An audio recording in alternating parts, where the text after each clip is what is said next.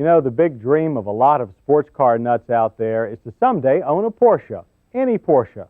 Well, there's a minor hitch, of course, in that dream, and it's money.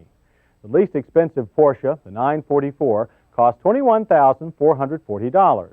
So most Porsche dreamers look for an alternative, more often than not towards something like the Mazda RX7. Now, older rotary engine Mazdas weren't nearly as much of a sports car as the 944. But the just introduced RX7 GSL SE is something else. For $15,095, it brings the West and Far East much closer to performance driving parity. How close? Well, I thought you'd never ask. The Porsche 944 was unveiled over here in the spring of '82.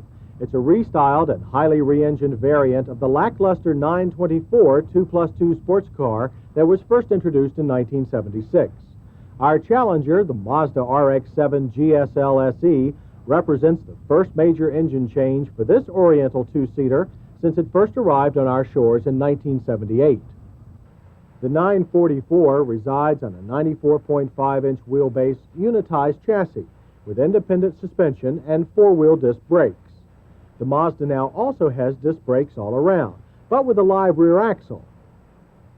It also has a short 95.3-inch wheelbase and stiff single-unit body and frame construction.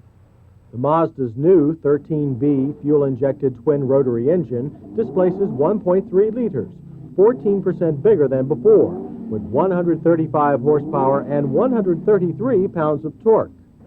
By comparison, the Porsche's injected 2.5-liter four-cylinder delivers 143 horsepower and 137 pounds of torque. That should give the straight-line edge to the Germans, but the RX7 tips the scales at 240 pounds less than a 944, and the Mazda's lower final gear ratio would give it yet another slight edge from any standing start. That means a drag race might be pretty close. To find that out, our first stop was our usual test strip of asphalt, the 7580 Dragaway course in Monrovia, Maryland. A snap-engaging clutch meant a lot of wheel spin and continually sloppy starts for the Mazda, so the Porsche took the opening green light the quickest. Its inline engine also spun up faster than the RX7's rotary. But as expected, the RX7's lower overall gearing allowed the Mazda to make up time fast. So by third gear and the halfway point, things had equaled out. The RX7 began to slowly pull away. At the quarter-mile pole, with speed checked by radar, the RX7 had the honor of crossing first, but not by much. Final time was 15.9 seconds at 82 miles per hour. 2 lengths behind, the 944 registered 16.3 seconds at 81.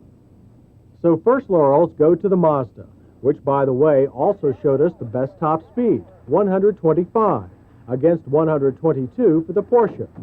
Of course, speed isn't everything in a sports car comparison. What about handling and brakes? To find out about that, we drove on into the hills of West Virginia, past Charlestown to the 2-mile-around Summit Point Raceway road course. Here we picked up an expert on getting the most out of Summit Point, friend and driver Bob Grenier. He's here to help us evaluate each car's ability to navigate the track's 3,000-foot backstretch and 10 unforgiving turns. We gave the 944 first crack. With a strong power plant, it literally screamed down the straightaway. And with its rear transmission providing a near-perfect 50-50 weight distribution, turns could be taken late and strong. In fact, once you've slowed the Porsche down and induced just a hint of trailing throttle oversteer to set up for the turn, determined steering and a hard throttle will generally always push the car through without theatrics. Now, it's well known that a Porsche 944 can come unglued without much warning, but that point of sliding into the weeds comes much later in this car than in most others. It helps that ventilated disc brakes throw off heat with abandon and exhibited little fade despite multiple transits around the course. And as the Electrodyne Bridge came into view near the end of each lap, it was clear that the Porsche was setting a healthy pace. It crossed the line in 1 minute, 47 and 2/10 seconds for a calculated average speed of 67.16 miles per hour.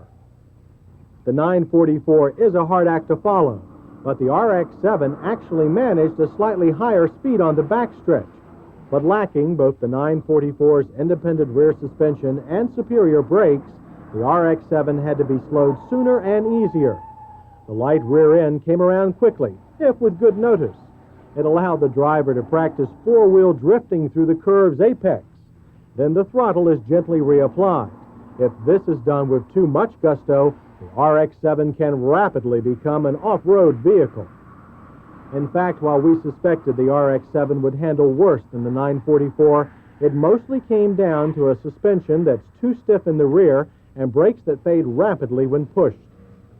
Still, the RX-7 crossed the finish line at 1 minute 48 4/10 seconds, or a calculated speed of 66.42 miles per hour, only 1.2 seconds and 3/4 of a mile per hour slower than the 944, and that's a lot closer than anyone would have guessed. So the award for sheer speed goes to the Mazda RX-7 GSL SE.